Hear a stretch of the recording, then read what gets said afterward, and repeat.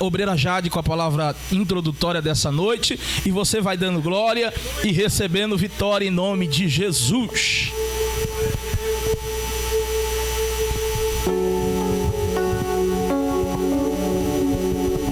A paz do Senhor, amém?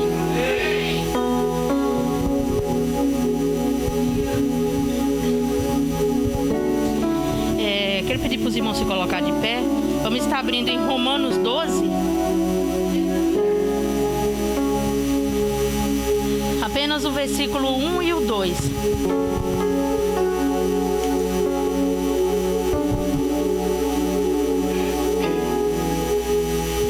Amém? Eu os exorto, portanto, irmãos, tendo em vista as misericórdias de Deus, que se ofereçam em sacrifício vivo e separado para Deus. Isso irá agradá-lo, pois é a adoração do templo, lógica de vocês. Em outras palavras, não se deixem conformar aos padrões do mundo. Irmãos, perdão, eu engasgo aqui porque tem palavras aqui que é só Jesus para ter misericórdia. Em vez disso, continue se transformando, concordarão que seu desejo é bom, satisfatório e fadado ao êxito. Por isso digo a cada um de vocês, pela graça que me foi dada, que não exagerem nas ideias sobre a própria importância. Em vez disso, acho que eu já passei do 2, irmão, mais ou menos. Em vez disso, desenvolvam uma avaliação sobre de si mesmo. De si mesmo.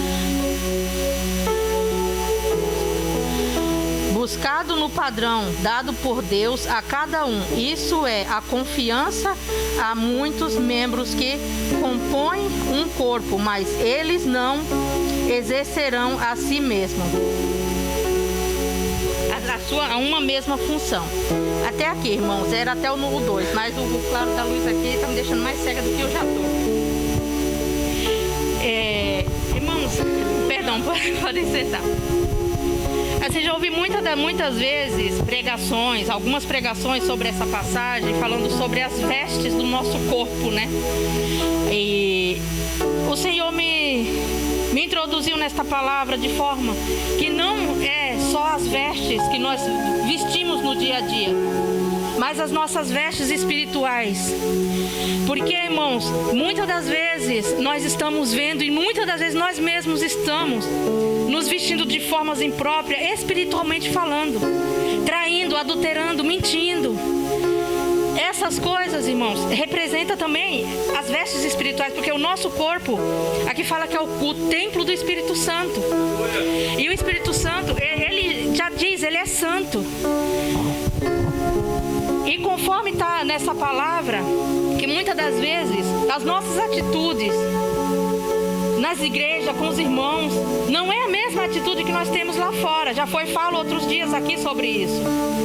Que nem sempre a gente se porta lá fora como a gente se porta aqui dentro. Mas o mesmo Deus que está vendo aqui, irmãos, é o mesmo que está lá fora, na fábrica, no nosso lar. Muitas das vezes um testemunho mal para os nossos filhos. Muitas das vezes a gente está dando um exemplo errado para os nossos filhos, para os nossos amigos, vizinhos, na fábrica. E esse é o sentido das vestes, irmãos. Que cada um de nós possamos estar, irmãos, nos vestindo espiritualmente para a honra e para a glória do nome do Senhor. Que não seja para a nossa glória.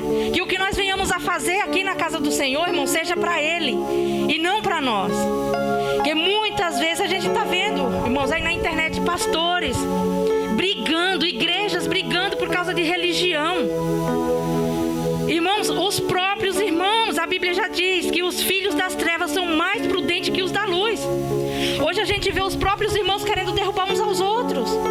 Não precisa mais Satanás se levantar ou levantar uma pessoa lá que não é cristão para vir derrubar, porque os de dentro das igrejas estão derrubando uns aos outros, ferindo uns aos outros. Irmãos, não me tenha por indireta com essas palavras, porque a palavra de Deus ela é eficaz. Se 10 pastores vier aqui, se 10 pessoas vierem pregar nessa palavra, cada um vai pregar diferente. Cada um vai entregar diferente, porque Deus, Ele age com uniforme graça. Ele renova a cada palavra, cada vez que você lê a mesma passagem. Então, irmãos, se você está na igreja, atrás de holofortes, atrás, irmãos, de derrubar irmãos para se dar bem ali na frente, irmãos, tome cuidado, porque Deus não deixa se enganar. Deus não é Deus que se engane, não, irmãos.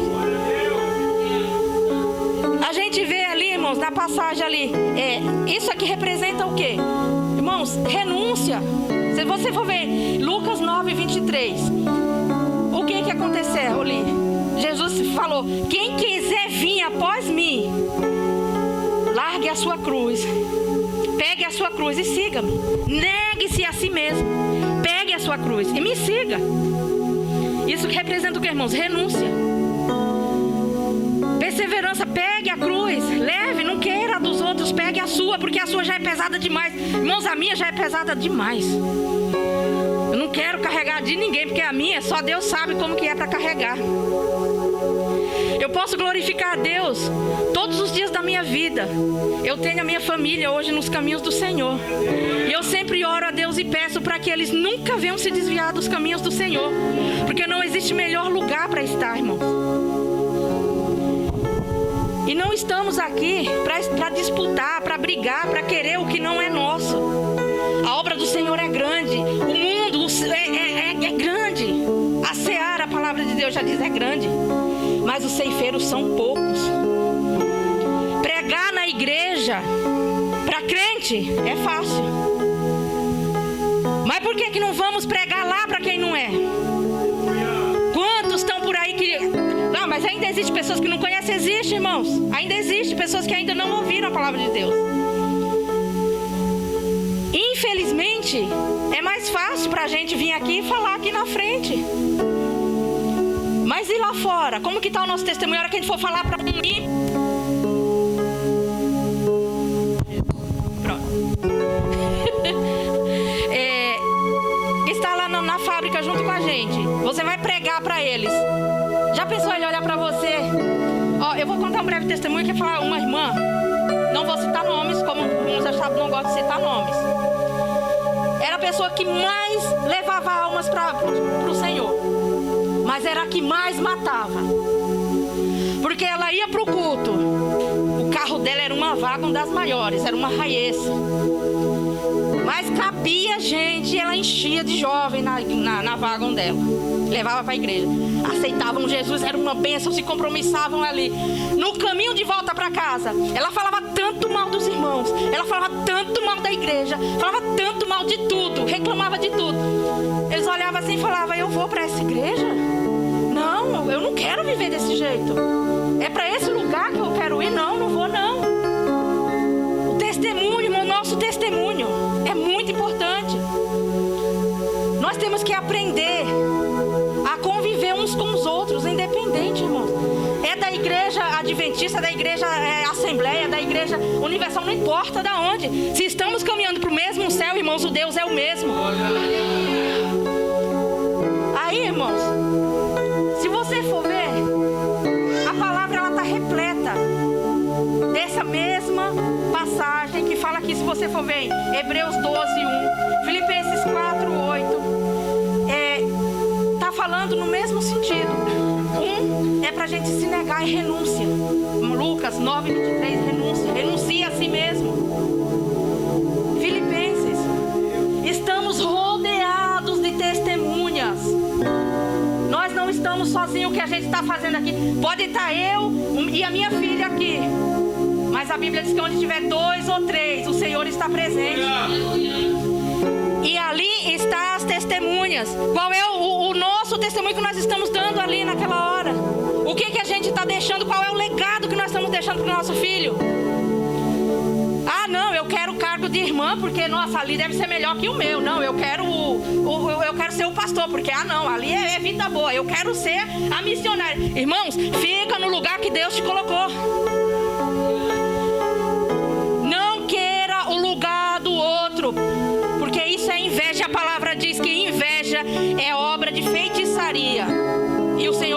abomina. Fique no lugar que Deus te colocou. Deus te colocou no lugar de honra, glorifique a Ele. Ele colocou lá, glorifique também. A Bíblia diz assim, às vezes a gente costuma falar que os humilhados serão exaltados. Irmão, esse é mais um erro que a gente comete, porque a Bíblia não está falando isso. A Bíblia diz que é para a gente se humilhar na presença do Senhor, que Ele é quem vai nos exaltar. Porque a honra, a glória, todo o poder está nas mãos dEle. A Bíblia diz que o coração do rei está nas mãos de Deus e Ele faz o que Ele quer. Ele que comanda a minha vida, Ele que comanda a sua vida. Não importa o que a gente tentar fazer. Tá melhor lá fora? Não tá não, irmãos. Tá pior lá fora, porque bem-aventurado é aquele que está nos caminhos do Senhor, irmãos. Os dias estão difíceis e vão piorar. Essa é a palavra de Deus fala. Não tem essa ilusão de que dias melhores virão só na glória, irmãos. Sinto te dizer, só na glória dias melhores virão. Eu costumo falar que o consolo do crente é vara e cajado. Porque o salmista Davi, ele deixou claro isso. A tua vara e o teu cajado me consola, Senhor. Não é passar a mão, não é alisar, você faz isso melhor que eu. Então, não, é a vara e o cajado que vai consolar o cristão, irmão. Então, irmãos, que a gente possa estar se dedicando à obra do Senhor. Eu falo lá para as minhas filhas, vamos dar o nosso melhor para Deus. Amanhã a gente não sabe daqui a 5 minutos. Eu falei, a pastora me mandou mensagem, meu Deus, para me levar a palavra oficial. Falei, Jesus, quase que eu perdi meus cabelos só daquele dia. Falei, Senhor, o que é que eu vou levar, Senhor? Misericórdia. Depois eu falei, quer saber?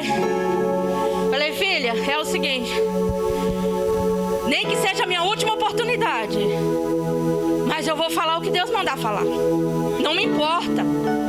Eu não sei se daqui a pouco eu vou estar de pé ou não. Pelo menos eu falei. Chegar lá na frente, você não vai poder dizer que não sabia. Porque a hora que se apresentar diante de Deus, você vai falar, lembra daquela atrapalhada lá, que quase quebrou o microfone? Então, ela falou isso que você está dizendo que não sabia. Irmãos, não temos o cristão, por mais tempo que ele fique afastado dos caminhos do Senhor, ele sabe o que é certo e o que é errado. Ele pode se afastar, mas o Espírito Santo de Deus, ele vai sempre te lembrar o que está certo, aonde você deve estar. E não há lugar melhor para nós estarmos, senão na casa do Senhor. O que nós devemos é apenas confiar em Deus, não olhar para o homem, porque nós não estamos aqui. Se você está aqui para oferecer algo para mim, para o pastor, para a pastora ou para qualquer irmão aqui dentro, eu lamento te dizer, você está perdendo tempo. Porque você tem que oferecer, o que você tiver que oferecer é para Deus, não é para o homem. Se você estiver buscando salvação no homem, você está perdido. Porque a Bíblia diz que Jesus disse assim, eu sou o caminho, a verdade e a vida, e ninguém vai ao Pai senão por mim. Então não busque as coisas deste mundo. Não se preocupe com o amanhã. O amanhã não nos pertence. Estou vendo pessoas falando, e amanhã, tal dia, tal ano, a tribulação vai chegar, o anticristo vai chegar. Irmão, Deus não determinou data. Ele só disse para nós ficarmos espertos, ficarmos atentos aos sinais, para que nós pudéssemos nos preparar para esse dia. A gente sabe que está chegando e que vai chegar, e que a coisa é séria. Eu fiquei meditando no estudo de domingo da escola dominical, e eu oro a Deus para que a visão do pastor esteja certa, porque eu ainda acredito que vamos passar sim pela tribulação. Porém, como o pastor explicou, tem os que acreditam e os que não acreditam, e os que pensam diferente, mas essa é a minha visão. Eu acredito, porém eu oro para que eu esteja errado, irmãos, porque dias difíceis virão. Porque, irmãos, se Jesus voltar hoje, nós estamos preparados para ser levado assim, ó, como explica, como fala? Será que nós todos estamos preparados para isso? Para estar aqui, de repente você vê seu esposo desaparecer, sua esposa desaparecer. Estamos preparados para isso? Nós não estamos preparados, irmão, nem para a primeira luta que se levanta contra a nossa vida. Falta comida dentro de casa, a gente já, Senhor, o que é que eu vou fazer? O que é que eu vou dar para os meus filhos? O filho nosso fica dentro, eu falo filho nosso porque eu também tenho filho. fica doente, a gente já fica desesperado. Já, Senhor, tira a dor dele e põe para mim, Senhor. Irmãos, e na hora que chegar o momento em que tiver que colocar o seu filho, que já está repreendido, que Deus abençoe, que não aconteça dessa forma, mas colocar o filho diante do pai, o pai diante do filho, e pedir, como acontece em muitos lugares, nega a Jesus. E aí, estamos preparados para isso? Será que nós estamos preparados para olhar para os nossos filhos e falar, não negue? Como eu vi um testemunho de uma irmã, que ela viu o marido e os filhos morrer. E na hora que ela olhou, que ela falou, não, Senhor, eu não vou deixar meus filhos morrer. O caçula dela foi e falou, mãe, hoje mesmo nós vamos nos encontrar lá na glória. Não negue. Não negue por nada. Foram mortos o pai e os filhos. E a mãe ficou sofrendo, sendo torturada, mas com o tempo foi liberta. Conseguiu, Deus de misericórdia libertou. Mas, irmãos, segundo ela conta, eu estava a ponto de me entregar, porque quão terrível é a dor de uma mãe, de um pai ver um filho sendo massacrado, sendo torturado, sendo cortado, picotado. E é isso que espera, irmão. É isso que nos espera se nós estivermos preparados. Então, irmãos, que nós possamos estar preparados com as nossas vestes limpas. E quando eu falo as nossas vestes, irmãos, é as contendas dentro das igrejas. É os levantar dentro das igrejas. Não é lá fora não, porque Satanás não está preocupado com quem já é dele não. Eu não estou falando que todo mundo que está lá fora é dele não. Mas os que são dele, ele não está preocupado. Ele está preocupado é com os que não são. Porque quanto mais vida ele derrubar, mais ele vai gostar. E você sabe como que isso acontece? Quando estamos brigando entre irmãos. A maior tristeza de um pai é ver os filhos brigando entre si. Você imagina a tristeza de Deus. Ver todo o sacrifício que ele fez na cruz do Calvário. Que ele entregou o seu único filho.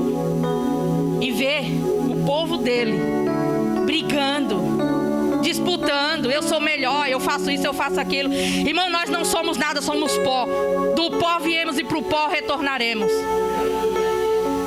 A hora que nós morrermos, nós vamos feder do mesmo jeito.